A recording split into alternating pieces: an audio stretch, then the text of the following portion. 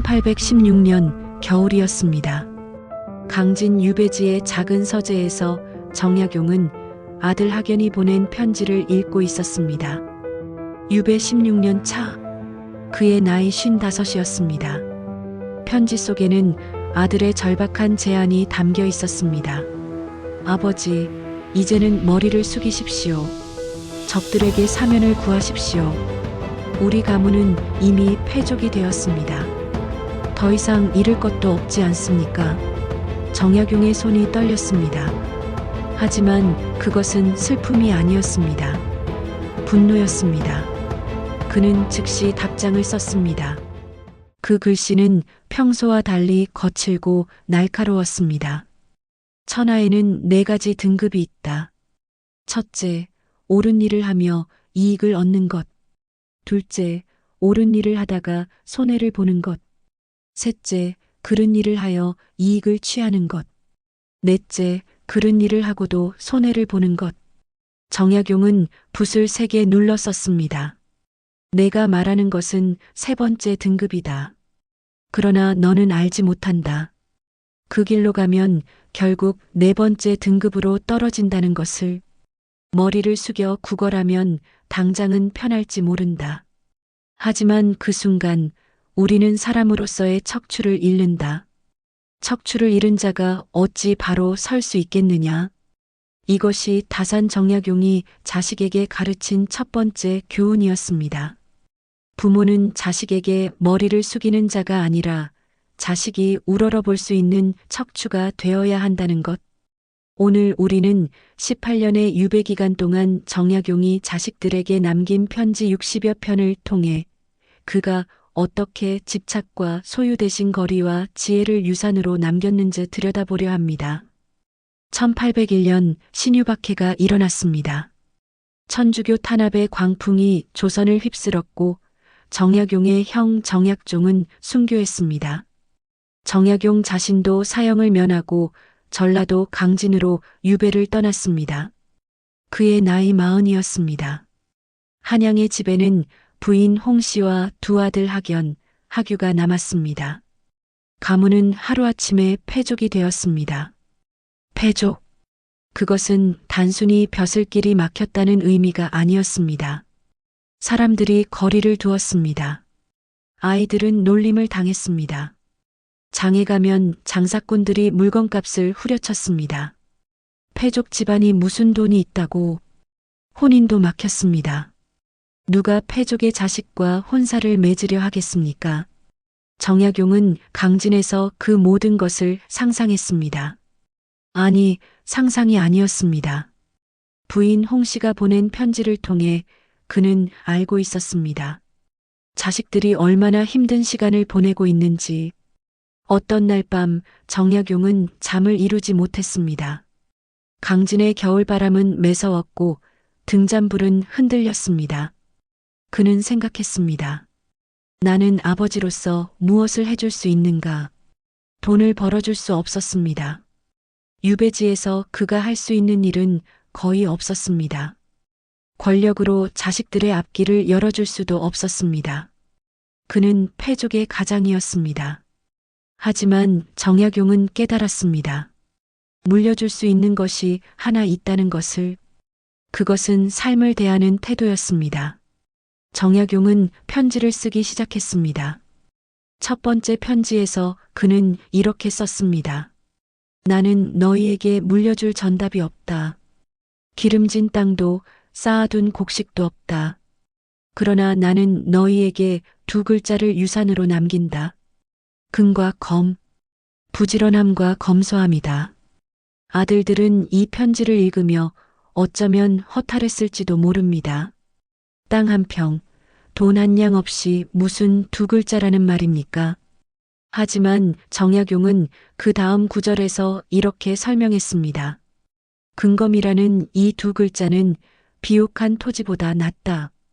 땅은 빼앗길 수 있다. 돈은 사라질 수 있다. 하지만 부지런함과 검소함이라는 습관은 아무도 빼앗아갈 수 없다. 그것은 내 안에 새겨진 것이기 때문이다. 이것은 단순한 미덕의 나열이 아니었습니다. 정약용은 유배 생활을 하며 몸소 그것을 실천하고 있었습니다. 그는 매일 새벽 4시에 일어났습니다. 강진의 겨울 추위에도 여름 더위에도 그는 서재에 앉았습니다. 18년 동안 그는 500여 권의 책을 저술했습니다. 목민심서, 경세유표, 흠음신서 같은 불멸의 저작들. 그것은 천재성만으로 이루어진 것이 아니었습니다. 하루도 빠짐없는 부지런함이 쌓인 결과였습니다. 검소함 역시 마찬가지였습니다. 정약용은 유배지에서 받는 얼마 안 되는 식량으로 살았습니다. 그는 옷을 기워 입었고 신발이 떨어져도 새 것을 사지 않고 수선해서 신었습니다. 하지만 그것은 비참함이 아니었습니다. 그는 편지에서 이렇게 썼습니다. 검소함은 궁핍함이 아니다. 그것은 자유다. 많은 것을 필요로 하지 않는 사람은 많은 것에 얽매이지 않는다. 나는 해진 옷을 입지만 누구에게도 옷을 구걸할 필요가 없다. 이것이 바로 자유다. 정약용은 자식들에게 부자가 되는 법을 가르친 것이 아니었습니다. 그는 필요를 줄이는 법을 가르쳤습니다. 필요가 적은 사람은 세상에 구걸할 것이 없습니다. 구걸할 것이 없는 사람은 머리를 숙일 이유가 없습니다. 이것이 정약용이 아들에게 전한 두 번째 교훈이었습니다. 유산은 물건이 아니라 태도다. 그러나 정약용의 가르침은 여기서 멈추지 않았습니다. 1810년 유배 9년 차였습니다. 정약용은 부인 홍씨로부터 한 보따리를 받았습니다. 그 안에는 홍씨가 입던 낡은 치마가 들어 있었습니다. 정약용은 그 치마를 펼쳐놓고 한참을 바라보았습니다. 치마에는 세월의 흔적이 역력했습니다. 여러 번 빨아서 색이 바랬고 가장자리는 헤어져 있었습니다. 정약용은 이 치마를 입고 부인이 아이들을 돌보며 시장에 나가고 밤늦도록 바느질했을 모습을 상상했습니다. 그는 결심했습니다. 이 치마를 잘라서 서첩을 만들기로. 정약용은 치마를 조심스럽게 잘랐습니다. 그리고 그 1000조각에 붓글씨로 훈계를 적어나갔습니다. 이것이 바로 하피첩입니다. 첫 장에 그는 이렇게 썼습니다. 경직 이방. 공경으로 마음을 바로잡고 의로서 행동을 반듯하게 하라. 얼마나 절제된 표현입니까? 8글자입니다. 하지만 그 안에는 정약용이 평생 추구한 삶의 원칙이 모두 담겨 있었습니다. 공경. 그것은 세상을 함부로 대하지 않는 태도입니다. 사람을 함부로 대하지 않고 일을 함부로 하지 않으며 말을 함부로 하지 않는 것. 정약용은 유배지에서도 만나는 사람들에게 공손했습니다. 신분이 낮은 사람에게도 그는 존중을 보였습니다. 왜? 그것은 옳은 일을 하는 것입니다. 손해를 보더라도 고통이 따르더라도 옳은 길을 가는 것. 정약용이 아들의 구걸 제안을 거절한 것도 바로 이해 때문이었습니다. 하피첩의 다른 장에는 더 구체적인 가르침들이 적혀 있었습니다. 패족일수록 더욱 독하게 책을 읽어야 한다. 책이 우리를 천한 부류에서 건져낼 것이다.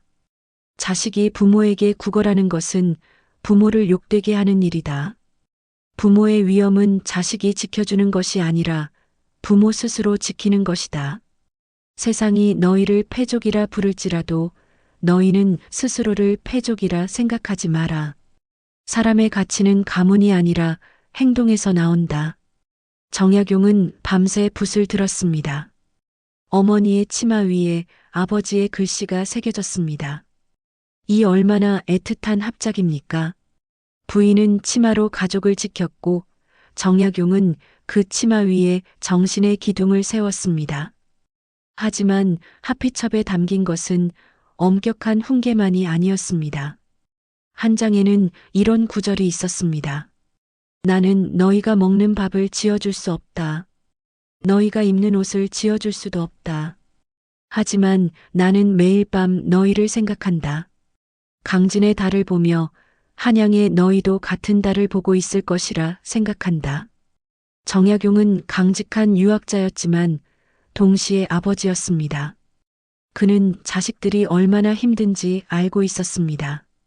그래서 더욱 엄격했습니다. 왜냐하면 그는 알고 있었기 때문입니다. 세상은 패족에게 자비롭지 않다는 것을. 만약 그가 자식들에게 괜찮다, 그냥 편하게 살아라라고 말했다면 어떻게 되었을까요? 자식들은 당장은 위로를 받았을지 모릅니다. 하지만 그들이 세상과 맞닥뜨렸을 때 그들에게는 버틸 힘이 없었을 것입니다. 정약용의 엄격함은 사랑이었습니다. 그것은 자식이 스스로 설 수 있도록 하는 사랑이었습니다. 정약용의 가르침 중 가장 역설적인 것은 거리에 관한 것이었습니다. 18년. 정약용은 강진에서, 자식들은 한양에서 보냈습니다. 그 거리는 걸어서 보름이 넘게 걸리는 먼 길이었습니다. 아버지와 아들은 서로의 얼굴조차 볼 수 없었습니다. 보통 사람들은 이렇게 생각할 것입니다. 아버지가 곁에 없으니 얼마나 힘들었을까. 하지만 정약용은 거꾸로 생각했습니다. 그는 편지에서 이렇게 썼습니다. 나는 너희와 멀리 떨어져 있다. 하지만 이 거리가 너희를 자라게 할 것이다. 만약 내가 너희 곁에 있었다면 너희는 나에게 기댔을 것이다. 아버지의 그늘에서 자란 나무는 햇빛을 모른다. 정약용이 말한 거리는 물리적 거리만을 뜻하지 않았습니다. 그것은 정신적 거리이기도 했습니다.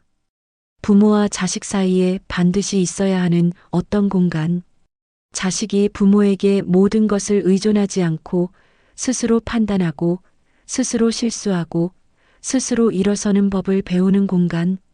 현대의 많은 부모들은 자식과의 거리를 두려워합니다. 늘 함께 있어야 한다고 생각합니다. 자식의 모든 것을 알아야 한다고 믿습니다. 자식의 문제를 대신 해결해 주어야 한다고 여깁니다. 하지만 정약용은 18년의 거리 속에서 오히려 더 강한 정신적 유대를 만들어냈습니다. 그는 편지로 가르쳤습니다. 명령이 아닌 조언으로, 강요가 아닌 제안으로. 어떤 편지에서 그는 이렇게 썼습니다. 내가 너희에게 이것을 하라, 저것을 하지 말라고 명령할 수는 없다. 나는 너희 곁에 없기 때문이다. 하지만 나는 너희를 믿는다. 너희가 스스로 옳은 길을 택할 것이라고. 이것은 방임이 아니었습니다. 그것은 신뢰였습니다. 정약용은 자식들이 실수할 가능성을 알고 있었습니다. 하지만 그는 또한 알고 있었습니다. 실수를 통해서만 사람은 배운다는 것을. 실제로 아들 학연은 여러 번 실수를 했습니다. 1816년의 그 편지도 그 중 하나였습니다. 아버지에게 머리를 숙여 사면을 구하라는 제안. 그것은 젊은 아들의 절박함에서 나온 것이었지만 동시에 판단력의 미숙함을 보여주는 것이기도 했습니다. 정약용은 화를 냈습니다. 하지만 그는 아들을 버리지 않았습니다. 그는 4단계 등급론을 설명하며 왜 그 길이 잘못되었는지 논리적으로 설명했습니다. 감정이 아닌 이성으로, 명령이 아닌 설득으로. 옳은 일을 하며 이익을 얻는 것이 최상이다. 옳은 일을 하다 손해를 보는 것이 차선이다. 그른 일로 이익을 얻는 것은 차악이다. 그런데 너는 알아야 한다. 차악은 언제나 최악으로 이어진다는 것을. 머리를 숙여 구한 사면은 진짜 사면이 아니다.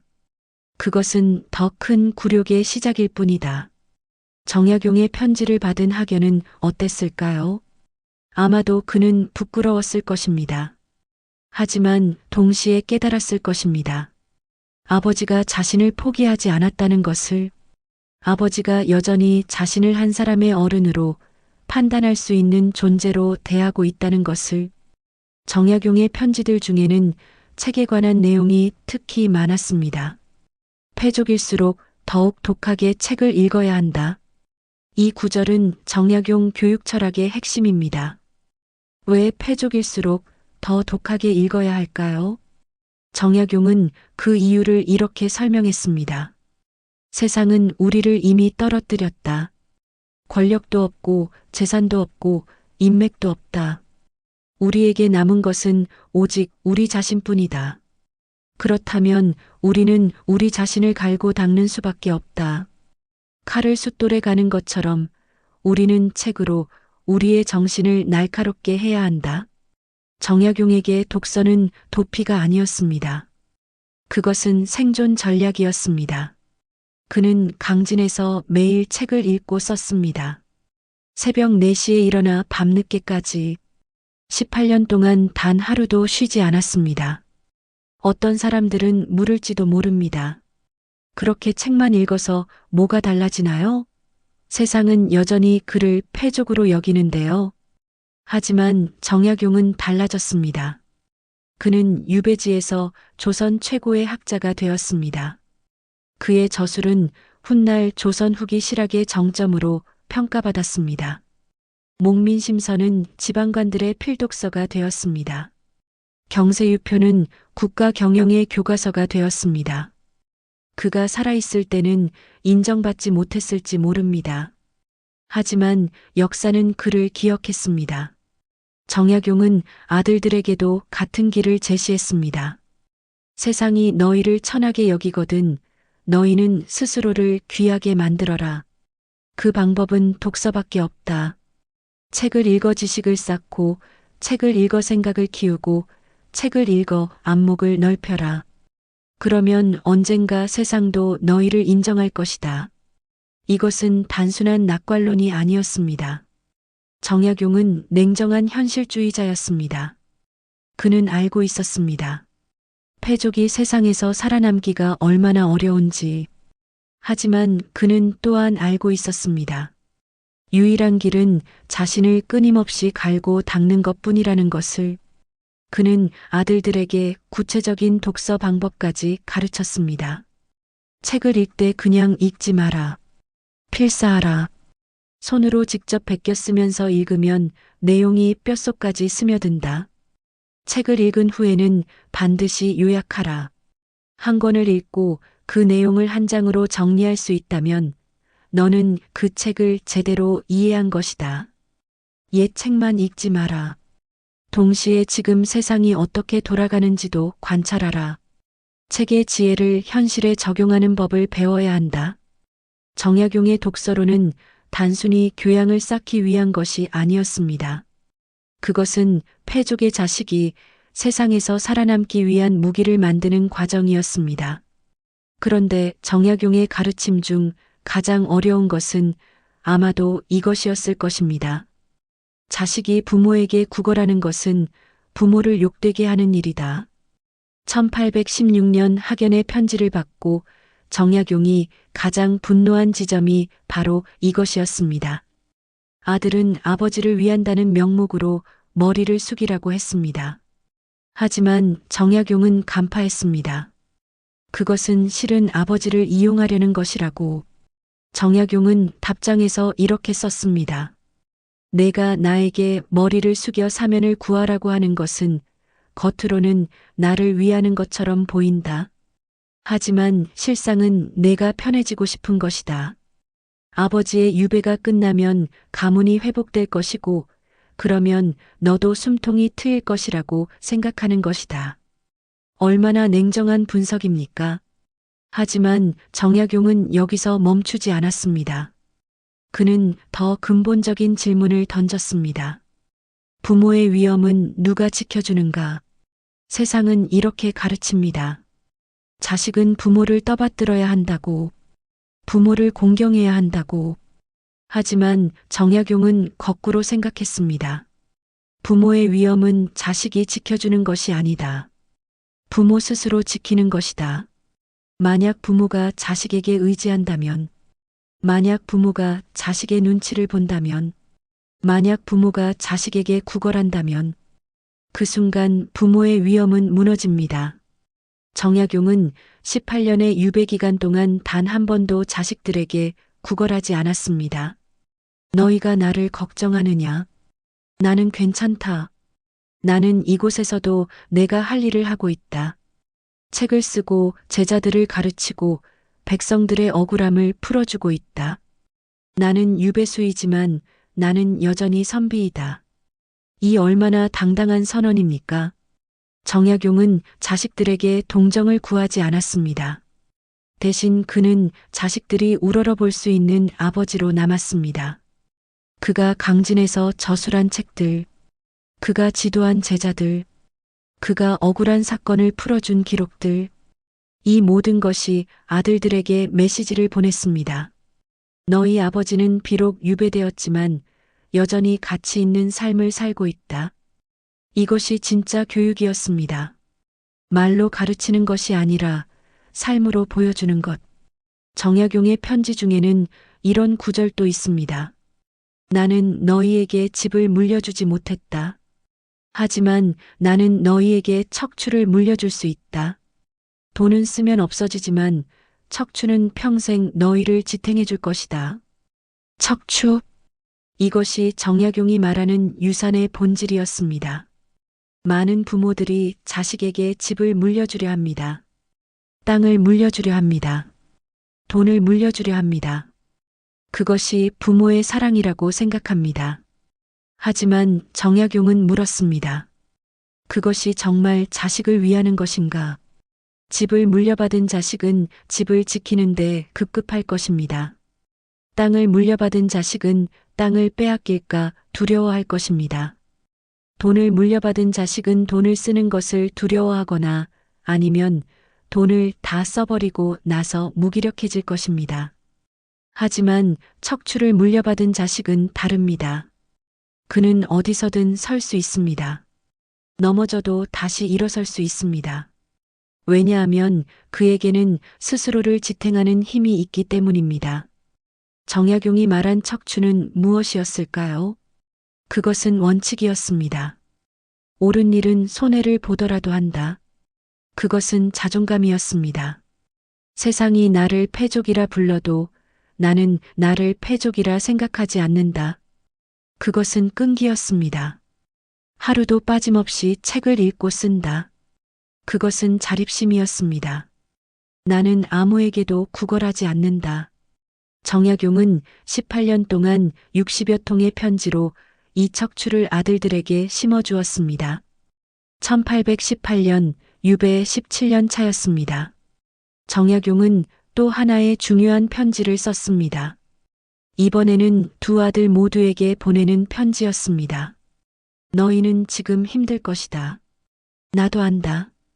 하지만 너희는 이 시간을 견뎌야 한다. 이 시간이 너희를 만들고 있기 때문이다. 정약용은 고난을 미화하지 않았습니다. 그는 고난이 힘들다는 것을 인정했습니다. 하지만 그는 동시에 이렇게 말했습니다. 고난은 선택지를 없앤다. 너희에게는 두 가지 길밖에 없다. 무너지거나 견디거나. 너희가 만약 견딘다면 너희는 이 고난을 통과한 후 전혀 다른 사람이 되어 있을 것이다. 이것은 위로가 아니었습니다. 그것은 진실이었습니다. 실제로 정약용의 아들들은 견뎌냈습니다. 18년의 패족 생활을, 사람들의 멸시를, 가난을, 불확실한 미래를. 1818년 정약용이 해배되어 한양으로 돌아왔을 때 그는 아들들을 보고 놀랐습니다. 그들은 더 이상 어린아이가 아니었습니다. 학연은 30이었고 학유는 28이었습니다. 그들은 18년의 고난을 견디며 어른이 되어 있었습니다. 정약용은 그들의 눈을 보았습니다. 그 눈에는 원망이 없었습니다. 대신 단단함이 있었습니다. 정약용은 알았습니다. 자신의 교육이 성공했다는 것을. 그는 자식들에게 돈을 물려주지 못했습니다. 하지만 그는 그들에게 척추를 물려주었습니다. 정약용이 세상을 떠난 지 거의 200년이 지났습니다. 하지만 그의 가르침은 여전히 유효합니다. 아니, 어쩌면 지금이 더 필요한 가르침인지도 모릅니다. 오늘날의 부모들을 보십시오. 많은 부모들이 자식에게 모든 것을 주려고 합니다. 좋은 집, 좋은 차, 좋은 학원, 좋은 스펙. 부모들은 자신을 희생하면서까지 자식에게 줍니다. 하지만 정약용은 묻습니다. 그것이 정말 자식을 위하는 것입니까? 어떤 부모들은 자식의 모든 문제를 대신 해결해 줍니다. 자식이 학교에서 친구와 다투면 부모가 나섭니다. 자식이 직장에서 어려움을 겪으면 부모가 개입합니다. 자식이 결혼 생활에 문제가 생기면 부모가 중재합니다. 하지만 정약용은 묻습니다. 그렇게 키운 자식이 과연 스스로 설 수 있겠습니까? 정약용의 교육 철학은 명확했습니다. 부모의 역할은 자식에게 모든 것을 주는 것이 아니라 자식이 스스로 설 수 있도록 하는 것입니다. 그것은 때로 거리를 두는 것을 의미합니다. 정약용은 18년 동안 자식들과 떨어져 있었습니다.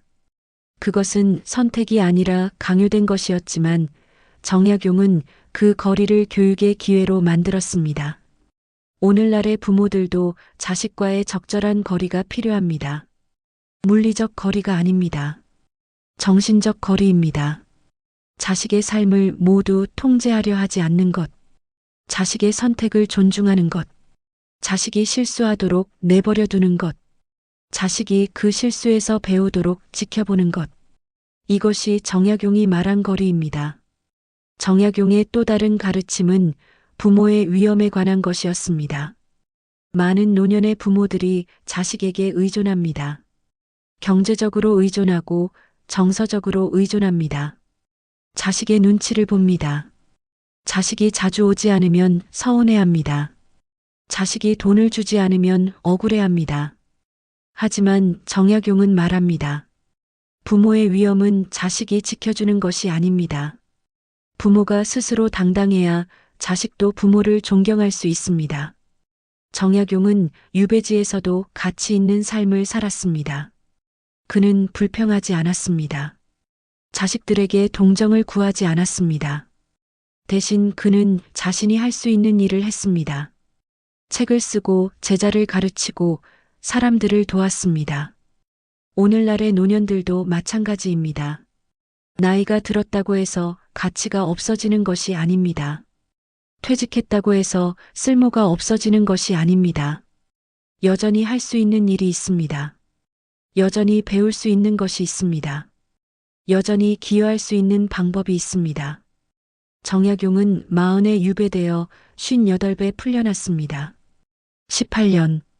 인생의 황금기를 유배지에서 보냈습니다. 하지만 그는 그 시간을 낭비하지 않았습니다. 그는 그 시간을 조선 역사상 가장 위대한 학문적 업적을 쌓는 데 사용했습니다. 나이는 핑계가 아닙니다. 상황도 핑계가 아닙니다. 중요한 것은 자신이 어떻게 살아가느냐입니다. 정약용의 유산론도 현대에 큰 시사점을 줍니다. 나는 너희에게 금과 검을 물려준다. 부지런함과 검소함. 오늘날 많은 부모들이 자식에게 부동산을 물려주려 합니다. 아파트 한 채, 땅 몇 평이 자식에게 줄 수 있는 최고의 선물이라고 생각합니다. 하지만 정약용은 묻습니다. 그것이 정말 최고의 유산입니까? 부동산은 가격이 오르기도 하고 떨어지기도 합니다. 빼앗길 수도 있습니다. 팔아야 할 때도 있습니다. 하지만 부지런함과 검소함은 절대 빼앗기지 않습니다. 부지런한 사람은 어떤 상황에서도 살아남습니다. 검소한 사람은 어떤 경제 위기에도 흔들리지 않습니다. 정약용이 자식들에게 물려준 것은 돈이 아니라 삶의 태도였습니다. 그리고 그 태도야말로 자식이 평생 사용할 수 있는 진짜 유산입니다. 오늘날의 부모들도 고민해야 합니다. 나는 자식에게 무엇을 물려줄 것인가? 돈인가 아니면 삶을 대하는 태도인가? 재산인가 아니면 가치관인가? 집인가 아니면 척추인가? 정약용의 마지막 가르침은 독서에 관한 것이었습니다. 패족일수록 더욱 독하게 책을 읽어야 한다. 오늘날로 치면 이렇게 말할 수 있을 것입니다. 약자일수록 더욱 독하게 배워야 한다. 세상은 공평하지 않습니다. 어떤 사람은 좋은 집안에서 태어나고 어떤 사람은 그렇지 않습니다. 어떤 사람은 좋은 학교를 다니고 어떤 사람은 그렇지 못합니다. 하지만 배움만큼은 공평합니다. 책은 누구에게나 열려 있습니다. 지식은 신분을 가리지 않습니다. 정약용은 패족의 아들이었지만 조선 최고의 학자가 되었습니다. 어떻게 가능했을까요? 그는 남들보다 더 많이 읽고 더 깊이 생각하고 더 열심히 썼기 때문입니다. 오늘날의 시니어들도 마찬가지입니다. 나이가 들었다고 배움을 멈출 이유는 없습니다. 오히려 시간이 더 많아졌으니 더 많이 배울 수 있습니다. 정약용은 58배 유배에서 풀려난 후에도 계속 공부했습니다. 71살에 세상을 떠날 때까지 그는 붓을 놓지 않았습니다. 배움에는 정년이 없습니다. 정약용의 편지들을 읽다 보면 한 가지 일관된 메시지를 발견할 수 있습니다. 자식은 부모의 소유물이 아니다. 많은 부모들이 자식을 소유하려 합니다. 자식의 인생을 설계하려 합니다. 자식이 부모의 뜻대로 살기를 원합니다. 하지만 정약용은 달랐습니다. 그는 자식에게 길을 제시했지만 강요하지 않았습니다. 그는 자식에게 조언했지만 명령하지 않았습니다. 그는 자식을 믿었고 자식이 스스로 선택하도록 했습니다. 이것이 진정한 사랑입니다. 소유하려는 사랑이 아니라 자유롭게 하는 사랑. 정약용은 18년 동안 자식들을 물리적으로 소유할 수 없었습니다. 하지만 그는 정신적으로 자식들과 가장 깊은 유대를 형성했습니다. 역설적이지 않습니까? 거리가 있었기에 오히려 더 가까워진 것입니다. 2026년 21세기를 살아가는 우리는 정약용에게서 무엇을 배울 수 있을까요? 첫째, 부모는 자식에게 모든 것을 주는 사람이 아니라 자식이 스스로 설 수 있도록 돕는 사람입니다. 둘째, 진정한 유산은 재산이 아니라 삶을 대하는 태도입니다. 셋째, 부모의 위엄은 자식이 지켜주는 것이 아니라 부모 스스로 지키는 것입니다. 넷째, 적절한 거리는 관계를 약화시키는 것이 아니라 오히려 강화시킵니다. 다섯째, 어떤 상황에서도 배움을 멈추지 않는 사람은 절대 쓰러지지 않습니다. 정약용은 200년 전 사람입니다. 하지만 그의 가르침은 2026년의 우리에게도 여전히 유효합니다. 왜일까요? 그것은 정약용이 말한 것이 시대를 초월한 진리이기 때문입니다. 사람이 사람으로 살아가는 법, 부모가 부모로서 서는 법, 자식이 자식으로 자라는 법. 이것은 조선시대에도 21세기에도 변하지 않습니다. 1836년 정약용은 71살의 나이로 세상을 떠났습니다. 그가 죽기 전 마지막으로 남긴 말은 이것이었습니다. 나는 내가 할 일을 다 했다. 그는 후회하지 않았습니다. 18년의 유배도, 패족의 굴욕도, 가난도 후회하지 않았습니다. 왜냐하면 그는 그 모든 것을 의미 있게 만들었기 때문입니다. 그는 500권의 책을 썼습니다. 수많은 제자를 길렀습니다. 그리고 무엇보다 두 아들에게 척추를 물려주었습니다. 정약용의 아들들은 아버지가 세상을 떠난 후에도 아버지의 가르침대로 살았습니다. 그들은 부지런했고 검소했습니다. 그들은 책을 읽었고 배움을 멈추지 않았습니다. 그들은 어려움 속에서도 척추를 곧게 세웠습니다. 정약용의 유산은 아들들을 거쳐 손자들에게 그리고 그 후손들에게 이어졌습니다.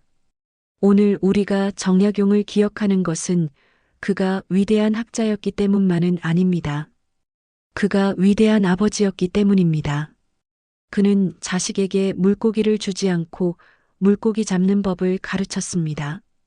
그는 자식에게 의지하지 않고 자식이 우러러 볼 수 있는 사람으로 남았습니다. 그는 자식을 소유하지 않고 자식이 자유롭게 자랄 수 있도록 거리를 두었습니다. 이것이 정약용이 200년 전에 보여준 자식 교육의 지혜입니다. 그리고 이것이 오늘날 우리가 배워야 할 부모의 자세입니다. 자식이라는 나무는 부모의 그늘에서가 아니라 스스로 햇빛을 받으며 자랄 때 가장 튼튼해집니다. 정약용은 18년의 거리를 두고 이것을 증명했습니다. 당신도 할 수 있습니다. 집착 대신 거리를, 소유 대신 신뢰를, 재산 대신 태도를. 이것이 정약용이 우리에게 남긴 마지막 가르침입니다.